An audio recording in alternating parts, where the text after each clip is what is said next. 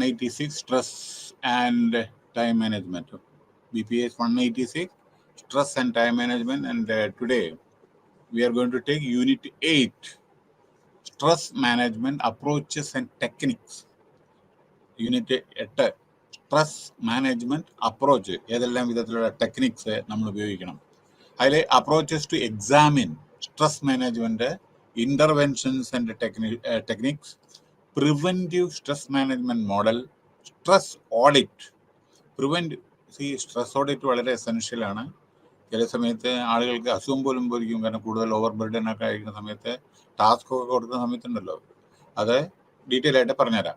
Preventive stress management techniques for ഇൻഡിവിജ്വൽസും ഉണ്ട്, ഓർഗനൈസേഷനും ഉണ്ട്.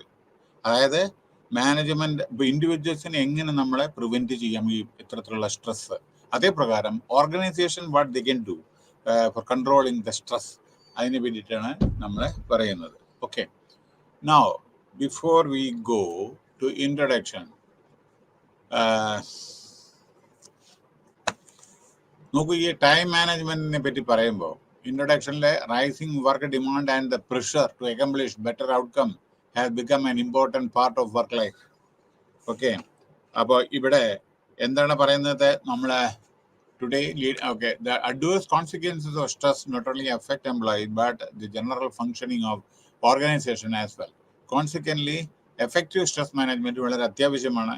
ഹാസ് ബിക്കം ആൻ ഇൻഡിസ്പെൻസിബിൾ, അവിഭാജ്യ ഘടകം, part of the achieving success in our work. നമ്മുടെ ലൈഫിൽ സക്സസ് ആവണമെന്നുണ്ടെങ്കിൽ വർക്ക് ലൈഫ് ബാലൻസും നമ്മുടെ ഈ ആദ്യം മെൻ്റൽ പീസൊക്കെ വേണേ. And four living A healthy and harmonious life, അതായത് ഹെൽത്തി ലൈഫ് വേണം. ഹെൽത്ത് ഇല്ലെങ്കിൽ പിന്നെ എന്താ ചെയ്യാം, പൈസ ഉണ്ടായിട്ട് മാത്രം കാര്യമുണ്ടോ. ആൻഡ് ഹാർമോണിയസ്, നല്ല വിധത്തിലുള്ള life, well controlled, self controlled life. Stress management can be defined as any activity, technique or intervention that organization applies to eliminate and or reduce stressors and assist employees to manage stress. അപ്പോൾ management എന്താ ചെയ്യേണ്ടത്, നമ്മളെന്താ ചെയ്യേണ്ടത്, അതിനെ പറ്റിയിട്ടൊക്കെയാണ് പറയുന്നത്. പറയും അടുത്ത് വരുന്നുണ്ട്. The understanding of stress management it covers the following: eliminating, reducing stress. ആദ്യമായിട്ട് ഇതില്ലാതിരിക്കാൻ വേണ്ടി നോക്കുക, കഴിയുന്നത് വെച്ചാൽ ഞാൻ പറയാം എന്താണെന്ന് കേട്ടോ. എലിമിനേഷനെ പറ്റിയിട്ട് ഞാൻ ഇപ്പം പറയാം ഒരു ഉദാഹരണം.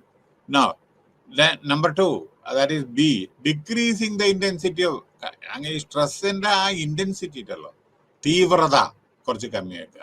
ആൻഡ് സി, ഹെൽപ്പിംഗ് എംപ്ലോയി, കമ്പനിയിൽ വർക്ക് ചെയ്യുമ്പോൾ ടു ഓവർകം, ചിലപ്പോൾ പ്രോബ്ലംസ് പലതും ഉണ്ടാവില്ല, അത് ഓവർകം ചെയ്യണ്ടേ.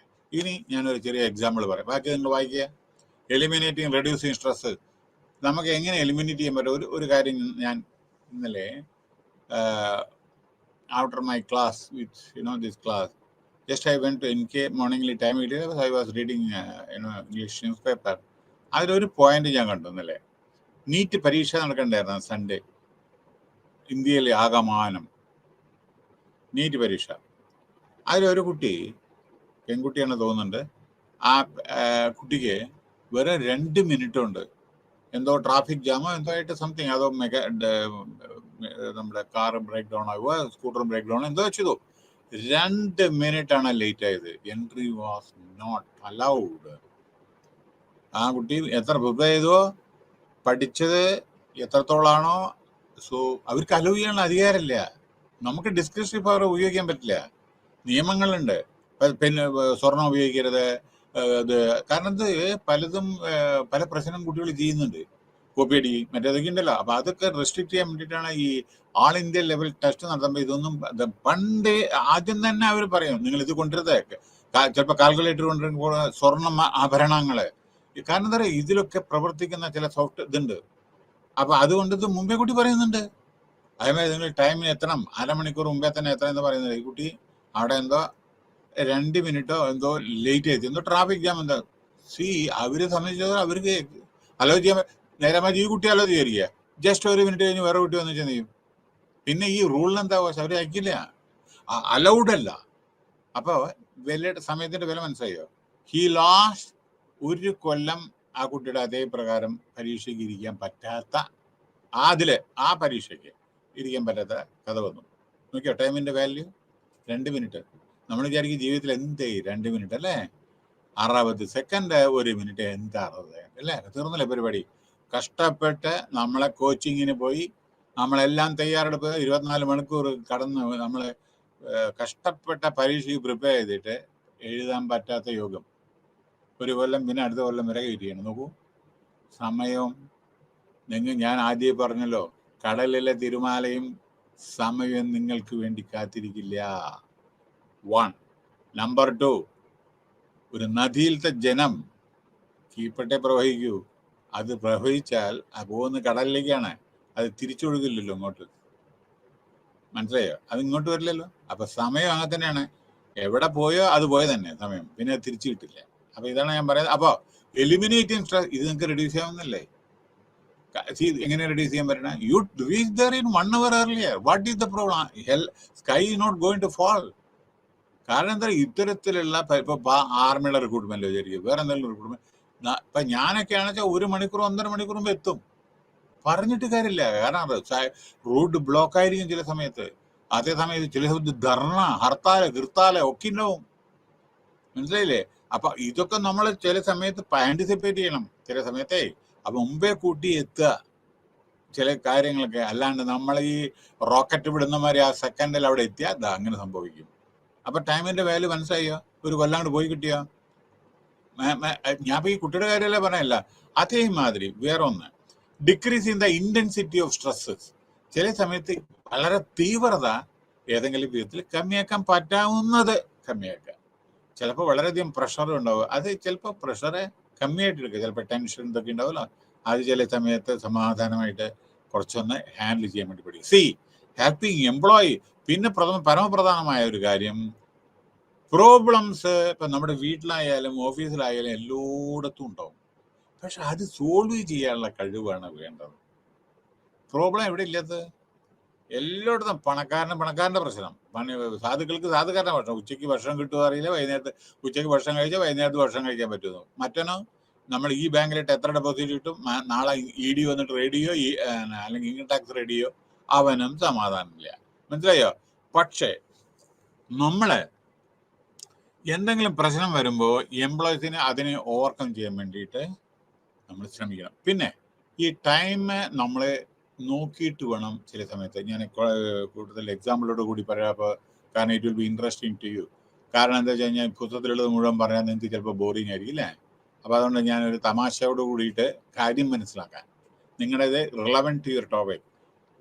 സമയം നോക്കി പ്രവർത്തിക്കണം, ഇല്ലെങ്കിൽ അനർത്ഥം ഫലം ഉണ്ടായിട്ടുണ്ടാവും, അതായത് സംഭവിക്കും. മനസ്സിലായോ? ഇതെല്ലാം ഞാൻ എൻ്റെ എക്സാമ്പിൾ എന്നാണ് ഞാൻ പറയുന്നത്. വാസ്റ്റ് ഹാഫ് എ ഡിക്കേഡിൻ്റെ ഇതുകൊണ്ടാണ് ഞാൻ പറയുന്നത്. ഒരു ഉദാഹരണം എന്താണ്, സമയത്തിനനുസരിച്ച് നിങ്ങൾ പ്രവർത്തിച്ചില്ലെങ്കിൽ വരുന്ന ഭവിഷ്യത്തുകൾ ഒന്ന് ഞാൻ ഓൾറെഡി പറഞ്ഞു കഴിഞ്ഞപ്പോൾ. രണ്ടാമത്തെ ഒന്നുകൂടി കേട്ടോളൂ. സമയത്തിന് അനുയോജ്യമായി പെരുമാറിയിട്ടില്ലെങ്കിൽ ചിലപ്പോൾ ഭാവി നഷ്ടപ്പെടും, വേറെ എന്തെങ്കിലും ഫേസ് ചെയ്യേണ്ടി വരും, ചിലപ്പോൾ ജയിലിൽ പോകേണ്ടി വരും. കേട്ടോളൂ. ഒരു ദിവസം when I was working in, ഞാൻ ഓർഗനൈസേഷൻ്റെ പേര് പറയില്ല, ഇറ്റ് വാസ് ഇൻ ഹൈദരാബാദ്. അപ്പോൾ കാരണം ഇത് ആൾ ഇന്ത്യ ടെലികാസ്റ്റാണ്, അതുകൊണ്ട് ഞാൻ പേര് പറയില്ല. അപ്പോൾ വർക്കുകയാണ്. അപ്പോൾ അവിടെ വർക്ക് ചെയ്യുന്ന സമയത്ത് പിന്നെ ഞാൻ HR ഹെഡായിട്ട് ഞാൻ പ്രവർത്തിക്കുന്ന സമയത്ത് ഒരു ഇൻസിഡൻറ്റ്.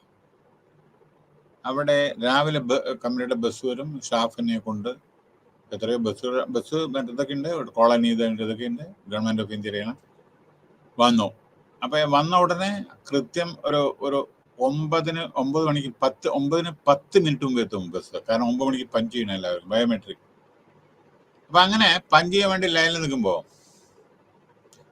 ആണുങ്ങളുണ്ട് പെണ്ണുങ്ങളുണ്ട് ഒക്കെ ലൈനിൽ നിൽക്കുമ്പോൾ നിങ്ങളുടെ സമയത്തിന് അനുയോജ്യമായി പ്രവർത്തിച്ചിട്ടില്ലെങ്കിൽ വരുന്ന ഭവിഷ്യത്തുകൾ മനസ്സിലായോ? അപ്പോൾ അവിടെ ലൈനിൽ നിൽക്കണ സമയത്ത് സ്ത്രീകളുണ്ട്, എല്ലാം ഞാൻ പറഞ്ഞല്ലോ.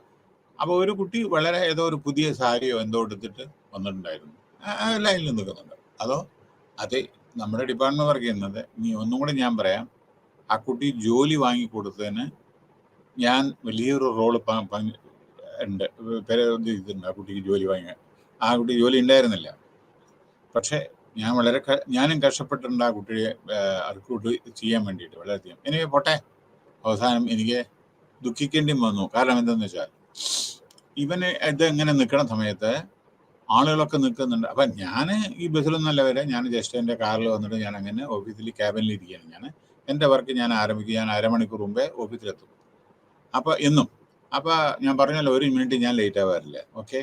അപ്പോൾ ഞാനിങ്ങനെ ഇരിക്കുന്ന സമയത്ത് പെട്ടെന്നാണ് എനിക്കൊരു ടെലിഫോൺ വരുന്നത്. ഒരു 9:05, ഏകദേശം 10ൻ്റെ മുമ്പേ, 9 മണി 10 മിനിറ്റിന് മുമ്പേ വേറൊരു ഡിപ്പാർട്ട്മെന്റ് ഹെഡ് എനിക്ക് ടെലിഫോൺ ചെയ്തു, ഇന്റർകോമില്. Sir, there is one problem. എന്താണ് പ്രോബ്ലം? ഞാൻ പറയാൻ ഞാൻ ലെറ്റർ ആണ് അങ്ങോട്ട് അയക്കാന്ന് പറഞ്ഞു. ഞാൻ എന്തു പറ്റി? അത് വായിച്ച മനസ്സിലാവുമെന്ന് പറഞ്ഞു. പോരെ, എന്താ പറ്റിയെന്ന് കേട്ടോളൂ. എല്ലാ ഡീറ്റെയിലും എനിക്ക് പറയാൻ പാടില്ല ഇതിൽ. ആളുകൾ ലൈനിൽ നിൽക്കുമ്പോൾ പുതിയ നല്ലൊരു സാരി ഉടുത്ത് വന്നൊരു കുട്ടിയോട് തെറ്റിദ്ധരിക്കരുത്, ആരും തെറ്റിദ്ധരിക്കേണ്ട, എസ്പെഷ്യലി ലേഡീസ് ആരും തെറ്റിദ്ധരിക്കരുത്. ഇത് നടന്ന സംഭവമാണ്, നടന്ന സംഭവം. അതുകൊണ്ട് ഞാനൊരു ഉദാഹരണം പറയാം. സമയത്തിനനുസരിച്ച് പ്രവർത്തിച്ചിട്ടില്ല എങ്കിൽ വരുന്ന ഭവിഷ്യത്തുകൾ. ഇതാ ഇവൻ എന്ത് ചെയ്തു? ഇവരെ നോക്കുമ്പോൾ എൻ്റെ ഡിപ്പാർട്ട്മെന്റിൽ വർക്ക് ചെയ്യുന്ന ഒരാൾ തന്നെ ഈ വാട്ട് ഹാപ്പൻ ടുഡേ ആ കുട്ടിയോട് ലൈനിലാണ് നിൽക്കണല്ലേ. അപ്പോൾ ഇങ്ങനെ ഓരോരുത്തരും ഇങ്ങനെ പഞ്ചിയല്ലേ, what happen today, so you looks very beautiful sari. സാധാരണ അതിൽ ഒരു ഇതുണ്ടായിട്ടല്ല, കാരണം അവനും 2 കുട്ടികളുള്ളതാണ്. വളരെ അത് ഈ കുട്ടിക്ക് ജോലിക്ക് വേണ്ടിയിട്ട് അവനാണ് ഇനീഷ്യേറ്റീവ് എടുത്തത്. അതാ ഏറ്റവും രസം. ഞാൻ ഇംപ്ലിമെന്റ് ചെയ്തേ ഉള്ളൂ, ആ ഇനീഷ്യേറ്റീവ് എടുത്തത് പാവം അവനായിരുന്നു.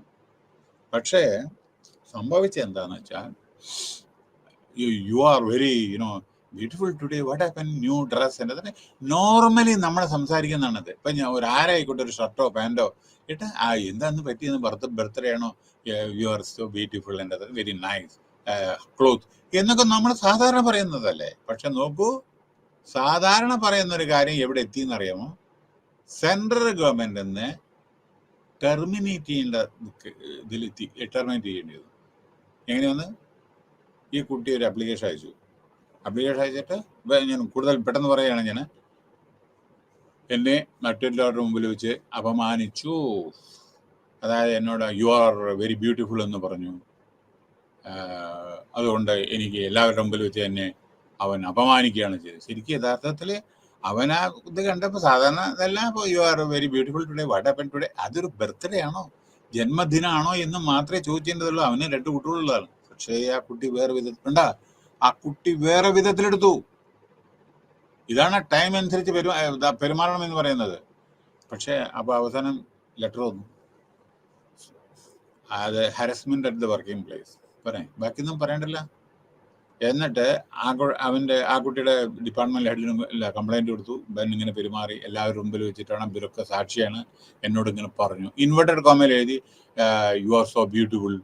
എന്താപ്പതില് യു ആർ സോ ബ്യൂട്ടിഫുൾ എന്ന് പറഞ്ഞാൽ ഇപ്പൊ എന്താപ്പ, നിങ്ങള് മോശമാണെന്നല്ലല്ലോ, ഭംഗിയാണെന്നല്ലേ പറയുന്നത്. വേറെ ഒന്നും പറഞ്ഞില്ല, വായോണ്ട് പറഞ്ഞു മാത്രമല്ല. ഇപ്പൊ എന്താ അത്ര ഇത്? അതിൽ ഒന്നുമില്ല. അത് നമ്മുടെ മനസ്സെന്ന് വരുന്നതാണ്. ഇപ്പൊ നമ്മുടെ ആണായാലും ശരി, പെണ്ണായാലും ശരി, ഒരു നല്ല ഷർട്ടോ പാൻറ്റോ, what happen today, so birthday very beautiful എന്ന് പറയുന്നതിൽ എന്തപ്പത് അർത്ഥം എനിക്ക് മനസ്സിലാവുന്നില്ല. പക്ഷേ വളരെ ഗൗരവമായിട്ട് പരിണമിച്ചു. പോട്ടെ, അയാൾക്ക് ലെറ്റർ കൊടുത്തു, എന്നെ അങ്ങനെ നാട്ടുകാരുടെ മുമ്പിൽ വെച്ച് അവമാനിച്ചു, എന്നോട് ബ്യൂട്ടിഫുൾ ആണെന്ന് പറഞ്ഞു. എന്തിനും പറയണു, ആ ഡെപ്യൂട്ടി ജനറൽ മാനേജർ എൻ്റെ ഫ്രണ്ടായിരുന്നു. അദ്ദേഹം പറഞ്ഞു, അയ്യോ ഞാൻ ഈ ആപ്ലിക്കേഷൻ എൻ്റെ കയ്യിൽ വയ്ക്കില്ല, കാരണം ആ കുട്ടി കംപ്ലൈൻറ്റ് നടക്കണേ, sexual harassment at the working place. പോരെ, കമ്പനിയുടെ ഉള്ളിലല്ലേ നടന്നത്. അപ്പൊ അത് അയാളുടെ കയ്യിൽ വയ്ക്കാൻ പറ്റില്ല. ഈ ഫോർവേഡ് ടു മീ. എൻ്റെ ഭഗവാനെ, എനിക്കൊരു പുസ്തകം എഴുതാതെ അതിനെപ്പറ്റി I can write a book. അത് ഞാൻ എഴുതുകയാണെന്നുണ്ടെങ്കിൽ നമ്മുടെ എന്താ പറയണ്ടേ, അബ്ദുൽ കലാമിന്റെ എഴുതിയ ബുക്കിനേക്കാളും കൂടുതൽ വില, അത്ര ചരിത്രങ്ങളുണ്ട് ആ ബുക്കിലൊക്കെ. എന്നിട്ട് ഞാൻ പിന്നെ വിളിച്ച് പറഞ്ഞു, എടോ താനത് വിഡ്രോ ചെയ്യുക, ആ കുട്ടിയുടെ മാപ്പ് ചോദിക്കാൻ പോയിട്ട്. അതിനെന്താ ഞാനൊന്നും പറഞ്ഞില്ലല്ലോ. എടോ കംപ്ലൈന്റ് വന്നോ, പോയിട്ട് ആ കുട്ടിയുടെ കംപ്ലൈന്റ് മാറിയ ആ കുട്ടി ചെയ്യില്ല. ഞാൻ പറഞ്ഞു, ഞാൻ ചെയ്യില്ല, ഞാൻ തെറ്റൊന്നും ചെയ്തിട്ടില്ല, മനസ്സാ വാചാ കർമ്മണം യാതൊന്നും ഞാൻ ചെയ്തില്ല. അപ്പൊ ഞാൻ പറഞ്ഞു, പോട്ടടോ, ഇതങ്ങനെ ലെറ്റർ വന്നോ, നീ എന്ന് പെട്ടെന്ന് ആ കുട്ടിയുടെ മാപ്പ് ചോദിക്കുക. ആ കുട്ടി എന്തോ വേറെ ഇത് മെത്തേഡ് ആ മാപ്പ് ചോദിച്ചില്ല. എന്തിനു പറയുന്നു? ഞാൻ അവന്, എനിക്ക് സമയം ഇത് പെൻഡിങ് വയ്ക്കാൻ പറ്റില്ല ഈ പേപ്പർ. പക്ഷെ അവന് വേണ്ടി അവൻ്റെ ഫാമിലി ഫ്രണ്ടും അല്ലായിരുന്നു. 10-17 കൊല്ലം ഒരുമിച്ച് ഞാൻ പല അസോസിയേഷനിലും ഞാൻ പ്രസിഡന്റ്, അവന് സെക്രട്ടറി ആയിരുന്ന ആളാണ്. പക്ഷെ എനിക്ക് വളരെയധികം സങ്കടമുണ്ട് അവൻ്റെ കാര്യത്തിൽ, ആ കുട്ടിയുടെ കാര്യത്തിലല്ല. എന്താ കാരണം അറിയാം, മനസ്സാ വാച അവൻ വേറൊരു ദുഷിച്ച ഒരു ചിന്തയിലല്ല അവൻ പറഞ്ഞിരിക്കണം. അവൻ അങ്ങനത്തെ ഒന്നും അല്ല ശരിക്ക്. ഈ കുട്ടിക്ക് ജോലി വാങ്ങിക്കൊടുക്കാൻ ഇനീഷ്യേറ്റീവ് എടുത്ത ആളാണ് അയാൾ അവൻ. അപ്പോ എന്ത് പറയുന്നു, ഞാൻ എന്ത് ചെയ്യും? എന്റെ പൊസിഷൻ വേറെയാണ്, ഹെഡ് ഓഫ് ദ ഡിപ്പാർട്ട്മെന്റ് ആണ്. എടുത്ത ഡിസിപ്ലിൻ, ഞാൻ ഇൻഡസ്ട്രിയൽ റിലേഷൻ ഒക്കെ ഹാൻഡിൽ ചെയ്യുന്ന ആളാണ്, HRM കംപ്ലീറ്റ്. അപ്പോ അവസാനം എന്ത് ചെയ്തു, ഒരു 2 മണി വരെ ഞാൻ എൻ്റെ റോളിൽ വെച്ച് പറഞ്ഞു, ഇടോ തനിക്ക് ഞാൻ അതിൻ്റെ ഇടയിൽ വേറൊരു സംഭവം, ഞാൻ രേക്ഷ എടുക്കാത്തതുകൊണ്ട് ആ കുട്ടി വേറൊരു ത്രട്ടനിങ് FIR, പോലീസ് സ്റ്റേഷനിൽ FIR ലോഡ് ചെയ്യുന്നു. എന്ന് വെച്ചാൽ ഞാനും വിടും. അതായത് അവൻ കംപ്ലൈന്റ് തന്നിട്ട് ഞാൻ ആക്ഷൻ എടുത്തില്ല എന്ന് പറഞ്ഞിട്ട്, അവനെ സസ്പെൻഡ് ചെയ്തില്ല അല്ലെങ്കിൽ വേറെ ഒന്നും ചെയ്തില്ല എന്ന് പറഞ്ഞിട്ട് അവള് പോലീസ് സ്റ്റേഷനിൽ കൊടുക്കുന്നു. അപ്പൊ ഞാൻ പറഞ്ഞു, കാര്യം കൈവിട്ടു പോകും, ഞാനും വിടും, കാരണം ഞാൻ ആക്ഷൻ എടുത്തിട്ടില്ലല്ലോ. അവസാനം അവനെ വിളിച്ചു പറഞ്ഞു, ഞാൻ രാവിലെ 24 മണിക്കൂർ ടൈം തരും, രാവിലെ 9 മണിക്ക് വന്ന ഉടനെ താനോ എന്റെ കയ്യിൽ നിന്ന് പേപ്പർ പോയിരുന്നെങ്കിൽ ഇത് പോയി, തീർന്നു, തന്റെ ഭാവി പോയി. അതുകൊണ്ട് ദയവ് ചെയ്ത് ഞാൻ പറഞ്ഞു, താൻ എൻ്റെ സബോർഡിനേറ്റ് ആണെങ്കിൽ ഞാൻ തന്നോട് മാപ്പ് പറയുന്നു, ഹമ്പിളായിട്ട് പോയി മാപ്പ് ചോദിക്കുകയെ. ഞാൻ വേണമെന്നുണ്ടെങ്കിൽ അവിടെ ഇരിക്കുന്ന ആളുകളൊക്കെ പോയിട്ട് ക്യാൻറ്റീനിൽ പോയി ചായ കുടിക്കാൻ പറഞ്ഞിട്ട് പറയാം, ആ കുട്ടി ഒറ്റയ്ക്ക് ഇരുത്തിയിട്ട് അവിടെ പോയിട്ട് മാപ്പ് ചോദിക്കേ. അതിനെന്താ മാനക്കെടുത്ത് തനിക്ക് ഉണ്ടായിരുന്നു. അവിടെ ഇരിക്കുന്ന ആളുകളൊക്കെ ഞാൻ ക്യാൻറ്റീനിൽ ചായ ടൈമിൽ അങ്ങോട്ടേക്കാം, ആ കുട്ടി മാത്രം പോയി സോറി എന്ന് പറ, ഞാൻ ഒന്നും വിചാരിച്ചിട്ടില്ലെന്ന് പറയാം. അവൻ എന്നിട്ട് ഞാൻ പറഞ്ഞു, 24 മണിക്കൂർ ഞാൻ തരാം, കാരണം ഇത് അങ്ങനെ ഒരു കേസ് വന്നിട്ടുണ്ട്, FIR ലോഡ് ചെയ്യും, അപ്പൊ പെടും പോലീസ് സ്റ്റേഷൻ. അത് ഒരു ഇതില്ല, കൊണ്ട് അഴിയണേണ്ടി വരും അവിടെ പോയിട്ട്. അപ്പൊ അതിനെയൊക്കെ പറ്റിയിട്ട് ഞാൻ കൂടുതൽ പറയുന്നില്ല. പിന്നെ അവസാനം ഞാൻ പറഞ്ഞു, രാവിലെ 9 മണിക്ക് നേരിട്ട് ഇവിടെ വന്നോളണം, ഒന്നുമില്ലെങ്കിൽ ആ കുട്ടിയോട് മാപ്പ് ചോദിക്കുക, ഇല്ലെങ്കിൽ ഞാൻ ഈ ലെറ്റർ അങ്ങോട്ട് ഫോർവേഡ് ചെയ്യും. ഹെഡ് ഡയറക്ടർ, ആ ഡയറക്ടർ അടുത്ത് പോയ 2 മിനിറ്റ് തിരിച്ചു വരുന്നത് എനിക്കറിയാം. കാരണം എന്താ വെച്ചാൽ take strict action as per rule പോരെ, അതെനിക്കറിയാം. അങ്ങോട്ട് പോയാൽ വരുന്നത് 2 മിനിറ്റിനുള്ളിലായിരിക്കും തിരിച്ച്. Take action according to rules പോരെ. അങ്ങനെ പിറ്റേ ദിവസം രാവിലെ 9 മണിക്ക് അവൻ വന്നു, എന്നോട് പറഞ്ഞു, good morning. Good morning. Yes sir, you can don't show any sympathy towards me, you can take action against me as per the organisation rules. ഞാൻ ചോദിച്ചു, ഉറപ്പാണോ? അതെ. ഉറപ്പാണോ? 3 തവണ ചോദിച്ചു. പിന്നെ ഞാൻ ഒന്നും കൂടി പറഞ്ഞു, ഒരു പക്ഷെ ഇനി നമ്മൾ കാണില്ല, എന്നെ കുറ്റം പറയരുത്. ഞാൻ ഇപ്പോഴും പറയുന്നു, താൻ സേഫ് ആണ്, അവിടെ പോയിട്ട് ജസ്റ്റ് ഒന്ന് നമ്മളെ ഒരു കാലിൽ ചവിട്ടി സോറി എന്ന് പറയുന്നില്ലേ, ഒരു പോയിട്ട് സോറി പറയാം, ഒന്ന് പോയിട്ട്. അതിനെന്താ, എല്ലാവർക്കും ഈഗോ പ്രോബ്ലം അല്ലേ, പോയിട്ട് സോറി. ഞാൻ ആരെയും കുറ്റം പറയാൻ തിരിച്ചിരിക്കരുത് കേട്ടോ. ചെറിയ കാര്യങ്ങൾ എവിടെ എത്തണമെന്ന് നോക്കുകയുള്ളൂ. അവിടെ പോയിട്ട് ആ കുട്ടിയോട് സോറി പറയാം. നമ്മളിപ്പോ ജീവിതത്തിൽ എത്ര പ്രാവശ്യം സോറി നമ്മൾ ഒരാളെ, സപ്പോസ് നമ്മളെ അറിയാതെ കാലിൽ ചവിട്ടി, ഓക്കെ സോറി. നമ്മളെന്തെങ്കിലും അറിയാതെ നമ്മൾ വണ്ടിയിൽ നിന്ന് ഇറങ്ങുമ്പോൾ പുഷ് ചെയ്തു, അപ്പൊ സോറി അല്ലേ. ഇതൊരു സോറി പറ, ഒരു സോറി എന്ന് അവൻ സമ്മതിച്ചില്ല. അവസാനം 8 മണിക്ക് വന്നിട്ട് 9 മണിക്ക് വന്ന് പറഞ്ഞു, you can take any action as per the company rule. അപ്പൊ ഞാൻ പറഞ്ഞു, ഉറപ്പാണോ? അവസാനം പറഞ്ഞു, ഞാൻ അയാളുടെ ഭാര്യ ഞാൻ നന്നായിട്ട് അറിയാം, ഞങ്ങളൊക്കെ ഫാമിലി ഫ്രണ്ട് ആയിരുന്നു. ഭാര്യയോട് ഒന്ന് ഞാൻ സംസാരിച്ചിട്ട് തൻ്റെ മുമ്പിൽ ഭാര്യയോട്, കാരണം എന്തറിയോ, ഇത് കഴിഞ്ഞിട്ട് പേപ്പർ അങ്ങോട്ട് പോയാൽ എനിക്കറിയാം സസ്പെൻഷൻ ഒരു 5 മിനിറ്റുള്ളിൽ വരും ലെറ്റർ തിരിച്ച്, സസ്പെൻഡ് ചെയ്യേണ്ടി വരും എനിക്ക്.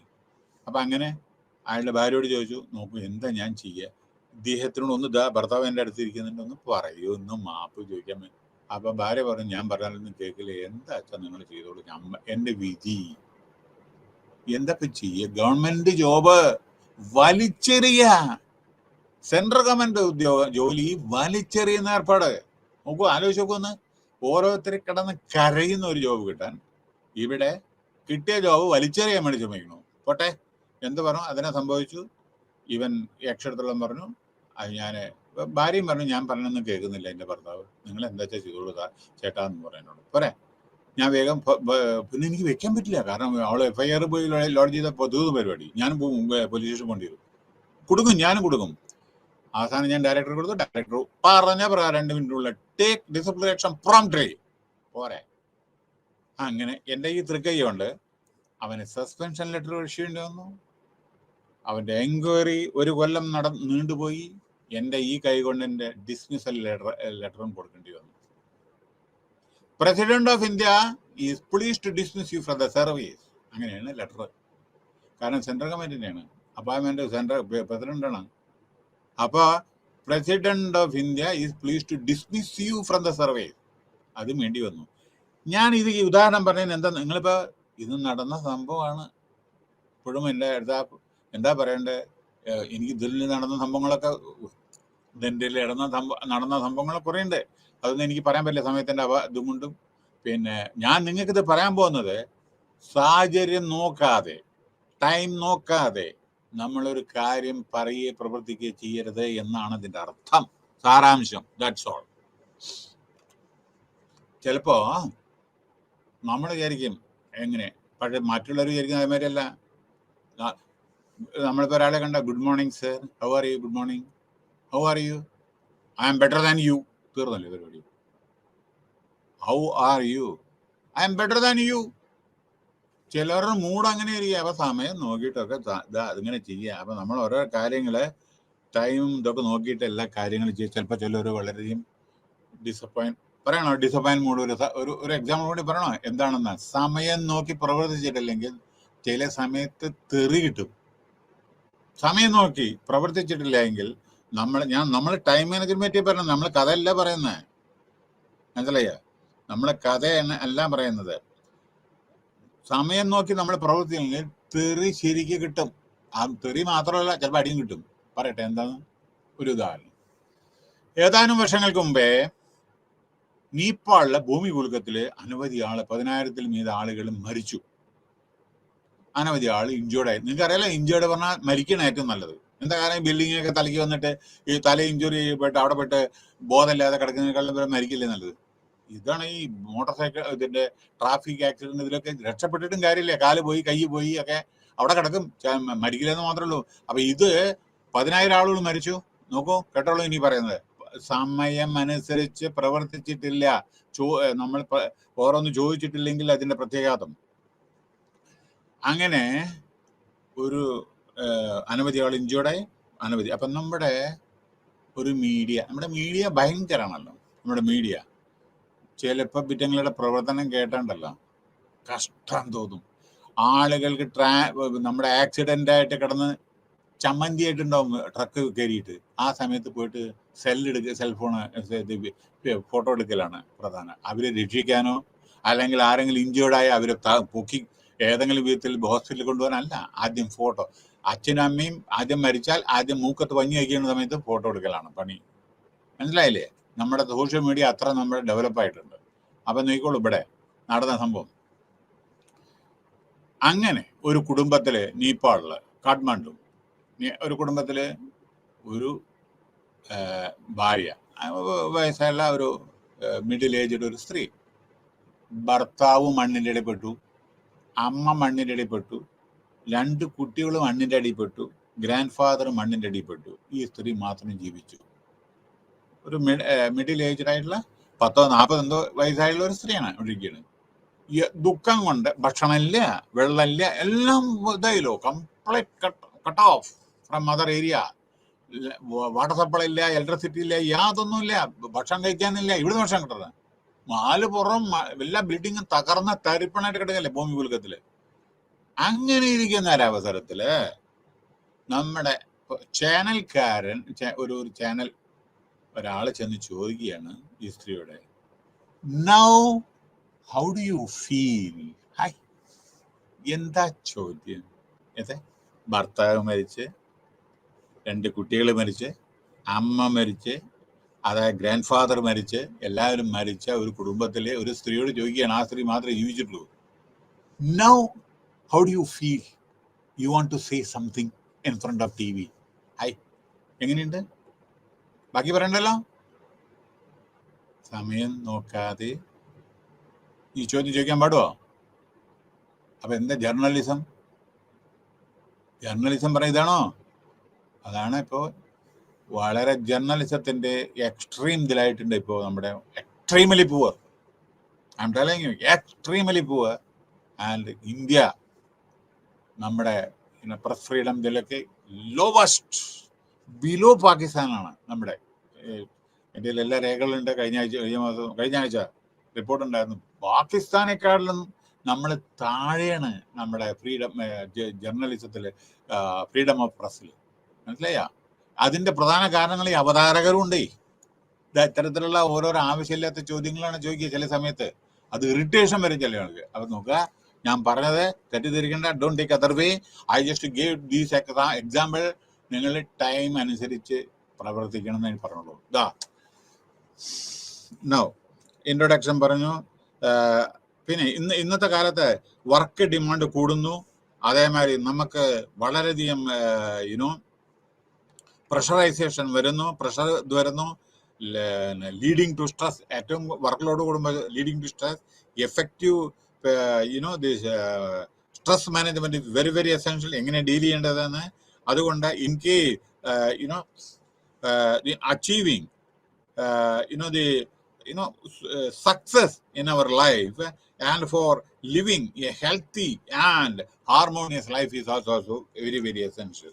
അപ്പൊ സ്ട്രെസ് മാനേജ്മെന്റ് അതായത് ഇതൊക്കെ നമുക്ക് മാനേജ് ചെയ്യാവുന്ന ചിലതൊക്കെ നമ്മൾ വരുത്തി കൂട്ടുന്ന കോലാഹലങ്ങളാണ് ചിലപ്പോഴേ, അല്ലേ? ചിലത്തിപ്പോ വരുത്തി കൂട്ടുന്നപ്പോ ഇന്നലെ മിഞ്ഞാന്നിട്ട് ഇവിടെ കേരളത്തിൽ ഇതിന്റെ ആക്സിഡന്റ് ഉണ്ടായി. വരുത്തി കൂട്ടുന്നല്ലത്. ലൈസൻസ് ഇല്ലാതെ എങ്ങനെ വണ്ടി ഇതോടുന്നത്? എവിടെ പോയി ട്രസ്റ്റ്? എവിടെ പോയി ഇല്ലൻ്റെ വാട്ടർ കോർപ്പറേഷൻ? അതേമാതിരി എന്തുകൊണ്ട് പോലീസിന്റെ വായും വിളിച്ച് നോക്കിയിരിക്കില്ല എവിടെ ഉണ്ടായിരുന്നത്? അതേമാതിരി 6 മണിക്ക് ക്ലോസ് ചെയ്യേണ്ടത് 7:30-ക്കാണ് ബോട്ട് പോകുന്നത്. അതിന് മെയിൻ്റനൻസ് ഇല്ല, ഫിറ്റ്നസ് ഇല്ല. ഏറ്റവും രസകരമായ സംഭവം എന്താന്ന് വെച്ചാൽ അത് ഒരു ഫിഷിംഗ് ബോട്ടായിരുന്നു. ചെറിയ ഒരു ബോട്ടിനെ, ഫിഷിംഗ് ബോട്ടിനെ അതിനെ വലുതാക്കി അതിനെ ഇത് കംപ്ലീറ്റ് ബോഡി ചെയ്തിട്ട് അതിന് ഫസ്റ്റ് ഫ്ലോറൊക്കെ ഉണ്ടാക്കിയിട്ട് അങ്ങനെ പാടില്ല. നിയമത്തിന് എതിരാണത്. അത് ഇതിലിറക്കി ഫിഷിംഗ് ബോട്ട് അതിനെ കുട്ടപ്പനാക്കിയിട്ട് നല്ല കളറൊക്കെ അടിച്ചിട്ട് അതിനെ വാതിലൊക്കെ ഫിറ്റ് ചെയ്തിട്ട് അതിന് മീതെ ഫസ്റ്റ് ഫ്ലോർ ഉണ്ടാക്കി പോരെ. അപ്പൊ ഇതാണ് ചില സമയത്ത് സംഭവിക്കുന്നത്. അപ്പൊ നമ്മളെ focus on stress management intervention categories primary, secondary. മൂന്നാമത്തെ the aim of primary intervention, അത് അങ്ങനെ ടു പ്രിവെന്റ്. ആദ്യത്തെ എയിം എന്ന് വെച്ചാൽ നമ്മൾ സ്ട്രെസ് പ്രിവെന്റ് ചെയ്യുക. ഇത്തരത്തിൽ വരാൻ പോകുന്നത് നമ്മൾ കണ്ടറിയുക. ഇപ്പൊ കണ്ടല്ലേ, മുങ്ങിയപ്പോ ആളുകൾ മുങ്ങിയപ്പോഴല്ലേ സ്ട്രെസ് വന്ന്. അവര് എത്ര ആള് കീപ്പിട്ട് പോയി, എത്ര ആള് ഒലിച്ചു പോയി, ആർക്കും അറിയില്ല, ഇപ്പോഴും അറിയില്ല. കാരണം അത് കടലിനോട് അടുക്കുന്ന ഇതാണ്. അവിടെ അണ്ടർ ഇതിൽ വാട്ടറില് വളരെയധികം കറണ്ട് ഇതുണ്ടാവും, ഫ്ലോ. മുകളില് നല്ല ശാന്തമായിരിക്കും, അടിയിൽ ഒടുക്കുണ്ടാവും. നമുക്കറിയില്ല എവിടെ പോയിട്ട് ആളുകൾ എത്ര കാരണം ടിക്കറ്റ് എത്ര ഇഷ്യൂ ആർക്കും അറിയില്ലല്ലോ, പ്രൈവറ്റ് ആണത്. അങ്ങനെയുള്ള രസകരമായ സംഭവങ്ങളൊക്കെ വരും. അപ്പൊ റിമൂവിങ് ദ റിസൾട്ട്സ്, ഇതൊക്കെ നമ്മുടെ ജീവിതത്തിൽ സംഭവിക്കുന്ന കാര്യങ്ങളാണ്. ശ്രദ്ധക്കുറവുകൊണ്ട് ഇതെല്ലാം പ്രിവെന്റ് ചെയ്യാൻ പറ്റും പല സംഗതികളും. So yes, stress and enhancing the process of wellbeing. Second, അപ്പൊ അതാണ് ഇതിന്റെ ഫസ്റ്റ് സ്ട്രെസ് മാനേജ്മെന്റിന്റെ ചില ഒന്നാമത്തെ സ്റ്റെപ്പ്. രണ്ടാമത്തെ സ്റ്റെപ്പ് രണ്ടാമത്തെ step reduce the level becoming taxing. അതായത് അൺനെസസറി ആളുകൾക്ക് ബർഡൻ കൊടുക്കരുത്. അത് ചെയ്യേ, ഇത് ചെയ്യേ, മറ്റേ ചെയ്യേ പറഞ്ഞിട്ട് അത് നമ്മൾ അവോയ്ഡ് ചെയ്യണം. അവരുടെ കപ്പാസിറ്റി ഉണ്ട്, അതനുസരിച്ച് ചെയ്യൂ. അല്ലെങ്കിൽ അത് ചിലപ്പോൾ അപകടങ്ങൾ പറ്റും, അവരുടെ ശ്രദ്ധക്കുറവ് വരും. ടെറിട്ടറി മൂന്നാമത്തെ intervention seek to rehabilitate maximising functioning. അപ്പോൾ ഇവരുടെ ചിലപ്പോൾ സൈക്കോളജിക്കൽ ഇൽ ഹെൽത്ത് ഉണ്ടാവും. ചിലവർക്കും പലവിധ ഇൽ ഹെൽത്ത് ഉണ്ടാവും. ഇപ്പോൾ ഒരു ചെറിയ ഉദാഹരണം പെട്ടെന്ന് പറയട്ടെ. ഒരു വെൻ ഐ വാസ് വർക്കിംഗ് നമ്മുടെ ഷോപ്പ് ഫ്ലോറിൽ ഒരു പെൺകുട്ടിക്ക് മൈക്രോസ്കോപ്പിൽ, അവര് ടെക്നീഷ്യൻ ആയിരുന്നു, മൈക്രോസ്കോപ്പ് അതിങ്ങനെ രാവിലെ മുതൽ ഇന്നേരം വരെ നോക്കിക്കൊണ്ടിരിക്കണം ഓരോ പ്രോഡക്റ്റ് മുഴുവൻ. കാരണം സ്പേസിൽ, ഡിപ്പാർട്ട്മെന്റ് ഓഫ് സ്പേസിൽ ഉപയോഗിക്കുന്ന ചിപ്സ് ഒക്കെയാണ്. അപ്പോൾ അതിങ്ങനെ മൈക്രോസ്കോപ്പിൽ നോക്കി രാവിലെ മുതൽ ഇന്നേരം വരെ ഇരിക്കണം. അവരുടെ ഡ്യൂട്ടി അതാണ്. ഈ ലാബ് ടെക്നീഷ്യന്മാർ അതേമാതിരിയാണ്. ഈ കുട്ടി ഒരു ദിവസം വന്നിട്ട് എൻ്റെ അടുത്ത് വന്നും പറഞ്ഞു, സാർ ഇങ്ങനെ ഒരു ചെറിയൊരു പ്രോബ്ലം ഉണ്ട്, എൻ്റെ കണ്ണിന് വലിയ കാഴ്ചക്കുറവ് വരുന്നു, അപ്പോൾ എന്തെങ്കിലും ഒന്ന് ജോബ് മാറ്റിത്തരാൻ പറ്റും. ഞാൻ പറഞ്ഞു, നീ ടെക്നീഷ്യനായിട്ടാണ് നിന്നെ സെലക്ട് ചെയ്തിരുന്നത്, വേറെ ജോബ്, അത് നീ ട്രെയിൻഡ് ആണ് ആൾറെഡി. 1 കൊല്ലം 2 കൊല്ലം ട്രെയിനിങ് എടുത്ത ആളുകളാണ്, തന്നെ അതിനായിട്ട് അപ്പോയിന്റ് ചെയ്താണ്. അപ്പൊ ഏത് വിധത്തിലാണ് നിനക്ക് വേറെ ജോബ് തരിക? കാരണം ട്രെയിൻഡ് ആണ് ആൾറെഡി, ബോണ്ട് എക്സിക്യൂട്ട് ചെയ്തിട്ടുണ്ട്, അവിടെ വർക്ക് ചെയ്യാന്ന്. കാരണം അത്ര പൈസ ചെലവിച്ചിട്ടുണ്ട് കമ്പനി.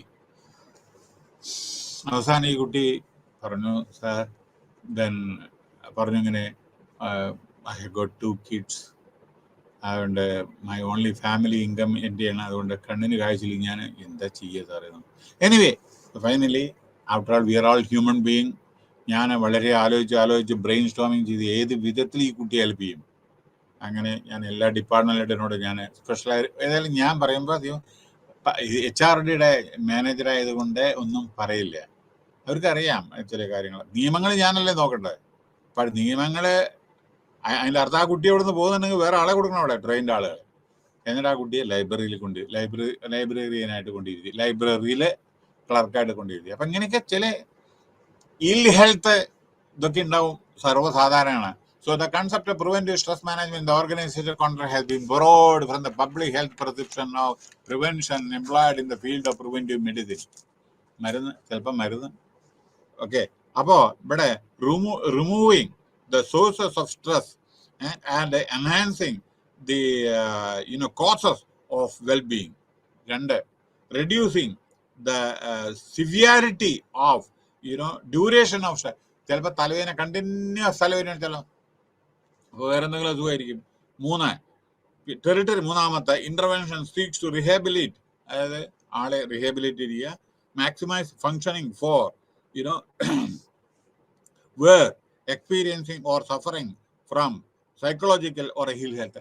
ആർക്കെങ്കിലും അങ്ങനെ ഹിൽ ഹെൽത്ത് എന്തെങ്കിലും ഉണ്ട്, അങ്ങനെ പലർക്കും ഉണ്ട്, പല പ്രശ്നങ്ങളൊക്കെ വന്നിട്ടുണ്ട്. നമ്മളെ സഹായിക്കുന്ന ഹെൽപ്പൊക്കെ നമ്മൾ ചെയ്യും. റൂളിൻ്റെ ഉള്ളിൽ എന്തെല്ലാം ഹെൽപ്പ് നമുക്ക് ചെയ്യാൻ പറ്റുമോ അതെല്ലാം നമ്മളെ ചെയ്തിട്ടുണ്ട്. മനസ്സിലായില്ലേ? അങ്ങനെയൊക്കെ പലതും ഉണ്ട്. പിന്നെ stress management, intervention, individual and organisation അത് വരുന്നുണ്ട്. പിന്നെ സ്ട്രെസ് ഷെയറിങ്, പിന്നെ വേറൊരു കാര്യം ഷെയറിങ് ഓഫ് അക്കൗണ്ടബിലിറ്റി. ചില സമയത്തൊക്കെ ഇൻഡിവിജ്വൽ ആൻഡ് ഓർഗനൈസേഷൻ ചില സമയത്ത് ഓരോ ഉത്തരവാദിത്തങ്ങൾ മറ്റുള്ളവർക്കും ഷെയർ ചെയ്യുക.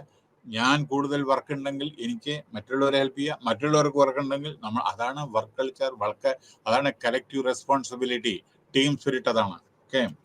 Types of intervention, primary intervention, secondary intervention, അതൊക്കെയാണ് പറയുന്നത്. നോക്കിക്കോളൂ, ഇത് ഒരു രസകരമായ സംഭവമാണ്. ഏതെല്ലാം വിധത്തിൽ ഇന്റർവെൻഷൻ ചെയ്യുക ഇത് കേട്ടോളൂ. ഒന്ന്, നമ്മുടെ ഓരോരോ സ്ട്രെസ് മാനേജ്മെന്റ് ടെക്നിക്കാണ്. എങ്ങനെ നമുക്കിത് മാനേജ് ചെയ്യാം.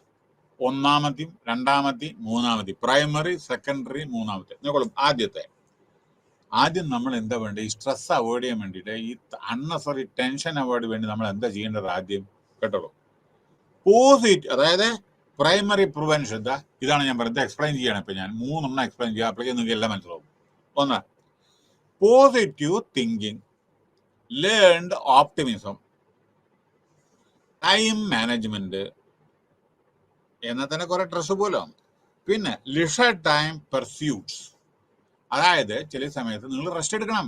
ചിലപ്പോൾ പുറത്തു കൊണ്ടി വരും, പിക്നിക്. ഞാൻ ചില സമയത്ത് ട്രക്കിങ്, ഇതൊക്കെ പല റോപ്പ് വേസിലൊക്കെ ശനി ഞായറൊക്കെ അങ്ങനെ കമ്പനി കൊണ്ടുപോയിരുന്നു. അപ്പോൾ ആളുകൾക്ക് ടെൻഷൻ ഫ്രീ ആയിട്ട് ചില ഹിൽ സൈഡിലൊക്കെ പോയിട്ട് ഫ്രഷ് ആയിട്ട് വരും.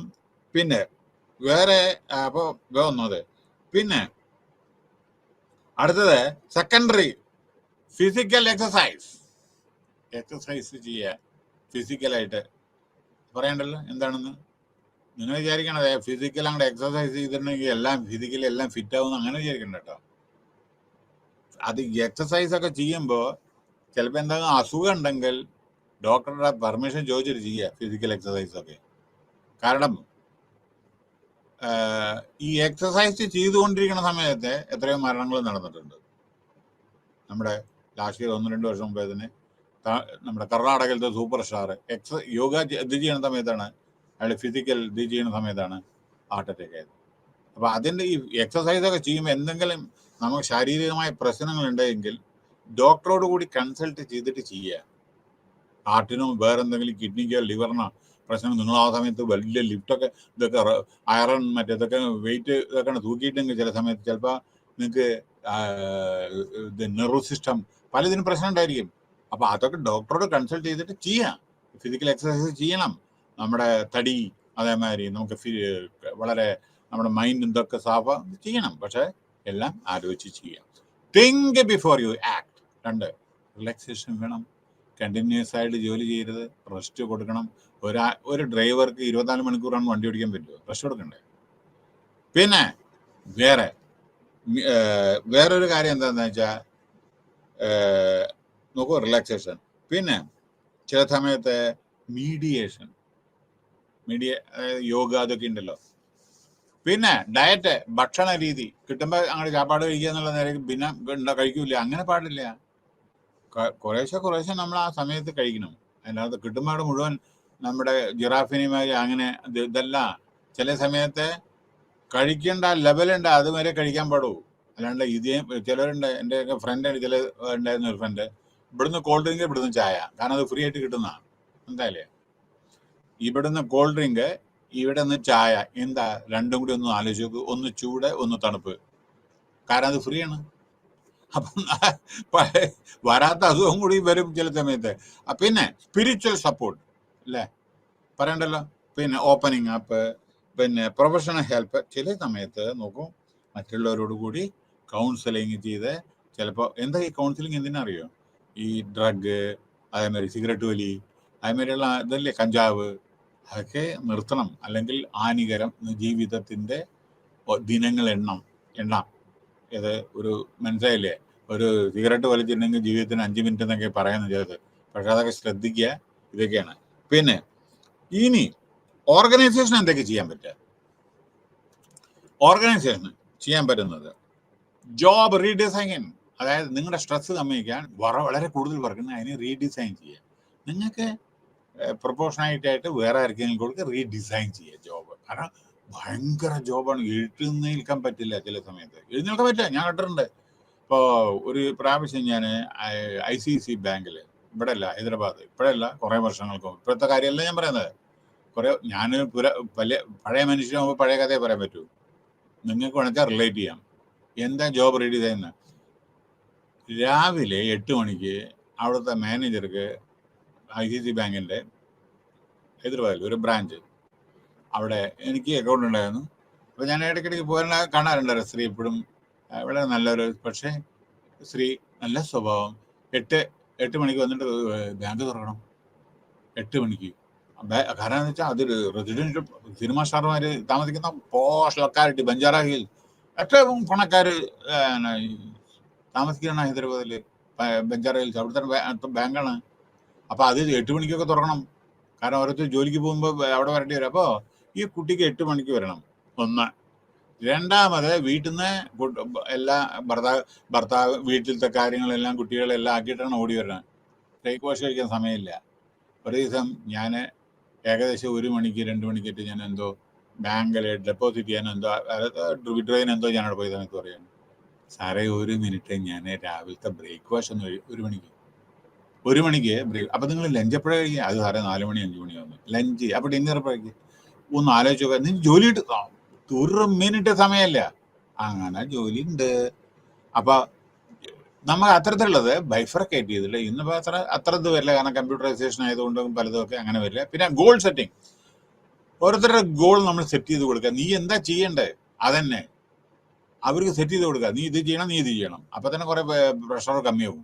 പിന്നെ റോൾ നെഗോഷിയേഷൻ.